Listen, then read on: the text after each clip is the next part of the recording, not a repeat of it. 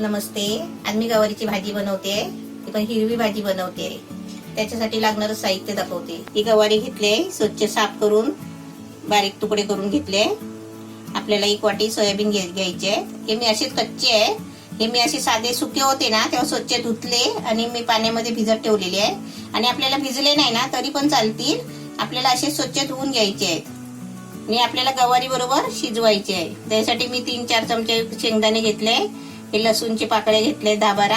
आपल्याला मीठ घ्यायचंय चवीपुरतं. हा थोडासा पालक घेतलाय. 1 कांदा घेतलाय मोठा. ही मिरची आहेत ना, मी अशी 4 मिरची कापले. ही 6 मिरची घेतले. अर्धा चमचा जिरा, पाव चमचा हळद आणि आपल्याला पाणी घ्यायचं आहे. आता मी पहिलं काय करते, हे सोयाबीन आणि गवारी कुकरला शिजायला लावते. आपल्या शॉर्टकट मध्ये जेवण कमी साहित्यामध्ये. आपण बोलतो ना गवारी आणली की रोज रोज कशी गवारीची भाजी बनवायची, त्यासाठी अशी मी शॉर्टकट मध्ये तुम्हाला गवारीची भाजी दाखवते. आता याच्यामध्ये थोडा पाणी टाकायचं आपल्याला, म्हणजे 2 शिट्या केले ना तरी पण चालेल. हा आपला कुकर मध्ये गवारी भाजी शिजायला ठेवली आहे. आता तोपर्यंत आपण आहे ना शिट्या होईपर्यंत हे शेंगदाणे, लसूण आणि मिरची याचा आपल्याला ठेचा करून घ्यायचा आहे. पाणी नाही टाकायचं आहे, आपला जाडसर असा ठेचा करून घ्यायचा आहे. पाणी नाही टाकलाय, हे बघा असा जाड खरडा करून घ्यायचा. आपले 2 शिट्या झाले. आता मी गॅस बंद करते. आता मी कढई ठेवली आहे, त्याच्यामध्ये तेल टाकलंय. आता जिरं टाकते. जिरा चांगला फ्राय झाला ना, चांगला तडतडला ना असा की त्याच्यामध्ये आता कांदा टाकते. कांदा आपल्याला आहे ना थोडा फ्राय करायचा आहे. आता आपल्याला लाल कांदा नाही करायचा आहे, थोडासा फ्राय करून घ्यायचा आहे. कांदा बघा थोडा फ्राय झालाय.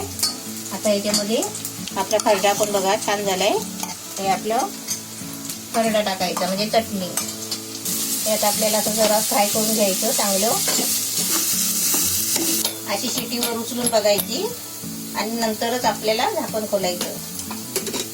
मस्त शिजले ना आपला कांदा, लसूण, मिरची मस्त एकदम फ्राय झालाय.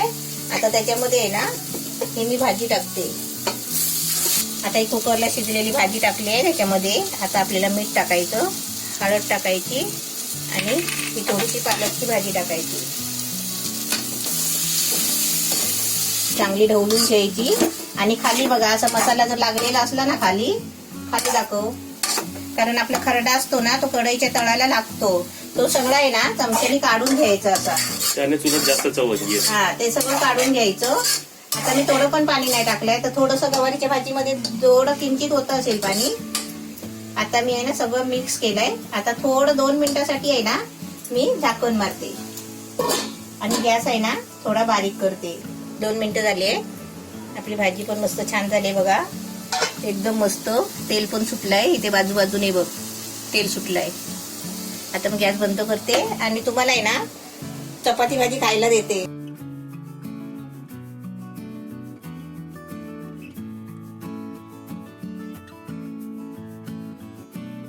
तर आता तुम्ही आपली इकडे रेसिपी बघू शकता. एकदम छान वाटते. आता तुम्हाला टेस्ट करून दाखवतो. टेस्ट करण्याच्या अगोदर आमच्या दिलला पण बघून घ्या. दिसत नाही आमची दिल सारखी, दिसत नाही सारखी. आज खाली आहे, आज खाली आली नाही तर रोज झोपायला जाते वरती. तिकडनं काढतात तिकडनं. हे बघा आमच्या दिलचं दिल बघा. म्हणजे भाज्या बनवायला पण प्रकार असतात बघा.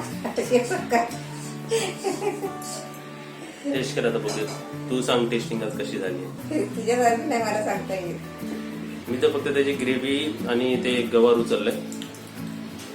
तर या रेसिपीला मी शॉर्ट मध्ये डिस्क्राईब करतो, म्हणजे ह्याची तारीफ मी एका शॉर्ट कमी वाक्यामध्ये करतो की जर कोणाला गवारीची भाजी खायला आवडत नसेल, जशी मला पूर्वी ना गवारी खायला आवडत नव्हती, नाही आवडायची मला खायला, तर जर कोणाला असे माणसं असतील किंवा असे मुलं असतील ज्यांना ही भाजी खायला आवडत नसेल तर त्यांना अशा प्रकारे भाजी बनवून द्या. त्यांना समजणारच नाही की ही गवारीची भाजी. ते म्हणतील गवारीची भाजी एवढी टेस्टी लागते, म्हणजे एवढी चांगली लागते, चटपटीत लागते, कारण त्याच्यात आपण खरडा मिक्स केलाय, त्यामुळे ती भाजी छान लागायला लागली. आणि सोयाबीनला पण त्या खरड्याचा टेस्ट आलाय बघा. अशी रेसिपी तुम्ही सुद्धा बनवा. जे नाही खाणार आहे ना त्यांना स्पेशली बनवून द्या ही रेसिपी. आणि तुम्हाला कशी वाटली आम्हाला कमेंटमध्ये सांगा. आणि 2 वस्तू नक्कीच करा. व्हिडिओला लाईक करा आणि व्हिडिओला व्हॉट्सअपवर शेअर करा. अजून बघा ते माझ्या तोंडात ती सोयाबीन आहे, अजून खाल्लं पण नाही. सोयाबीनची टेस्ट एकदम मस्त लागते, आलूवाडी सारखी एकदम छान लागते भाजी.